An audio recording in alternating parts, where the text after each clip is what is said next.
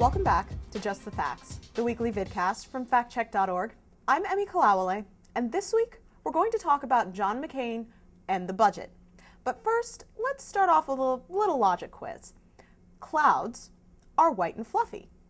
Sheep are white and fluffy. But does that mean clouds are sheep? We didn't think so either. And it doesn't make any more sense when John McCain uses the argument to argue that we can save $100 billion by cutting earmarks. The great goal is to get the American economy running at full strength again, creating the opportunities Americans expect and the jobs Americans need. And one very direct way to achieve that is by taking the savings from earmark, program review, and other budget reforms, which is on the order of $100 billion annually. We'll get back to our logic quiz in a second. But there's a lot wrong with this and other statements from John McCain indicating we can get big savings by cutting earmarks. First, he's talking about earmarks past and present. But before you wrap your head around the logistics of that, here's number 2. Most earmarks tell agencies how to spend money they're already going to get. So generally, earmarks don't swell the budget, contrary to what you may believe. Third, there are some earmarks McCain likes and says he'll keep, such as aid to Egypt and Israel or money for Veterans Affairs, all of which are considered earmarks by the Congressional Research Service. So, with that in mind, we decided to ask McCain's chief economic advisor, Douglas Holtz-Eakin, whether or not the $100 billion in savings is actually tied to cutting earmarks. And he said, "It can't be. By definition, every dollar is up for grabs every year." So, in short, despite what McCain has said about all that wasteful earmark spending, he's not proposing to cut earmarks. He's proposing to cut discretionary budget funds, and pretty steeply, too, to get to the $100 billion figure. So remember our logic quiz about sheep and clouds? Well, here's McCain's version. McCain's economic plan will cut $100 billion of the discretionary budget. Earmarks, past and present, account for $100 billion of the discretionary budget. Ergo, McCain's economic plan will cut past and present earmarks. Sure, only if sheep are clouds. Let's listen to McCain on the alternative minimum tax.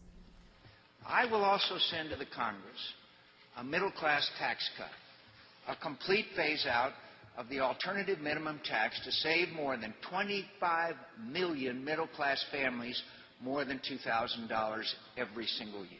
And we're back to my favorite spin term, middle class.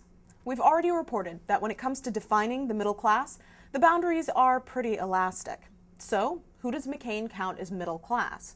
Well, it turns out McCain is counting families that make up to $200,000 a year, and here's how. According to the Tax Policy Center, a majority of AMT taxpayers in 2010 will earn more than $100,000 a year, and 26.6 million AMT taxpayers will earn up to $200,000 a year. The AMT came about in 1969 after Congress learned that 155 wealthy folks earning more than $200,000 hadn't paid any federal taxes.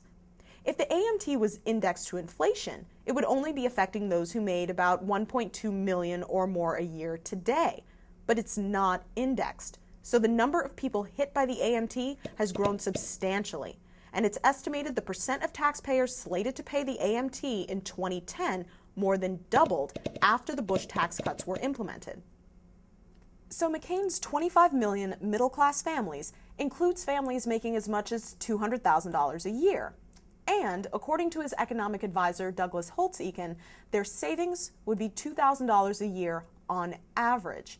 That means that some families will save more while others save less. And those families that make more will save more. McCain also claimed that Democrats Hillary Clinton and Barack Obama They would impose overnight the largest single tax increase since the Second World War. McCain is referring to the Democrats' call to allow the Bush tax cuts to expire. Never mind, they're already slated to expire at the end of 2010, an expiration date approved by the Bush administration. And McCain's statement is false, at least according to the way that most economists measure tax revenues, which is as a percentage of the gross domestic product. Measured that way, it's the 5th largest tax increase since 1943. And that's it for Just the Facts. This is just a fraction of a 2-part series that we wrote on John McCain and the budget. So for more, be sure to check out our website at www.factcheck.org. I'm Emmy Kalawale. Thanks for watching, and see you next week.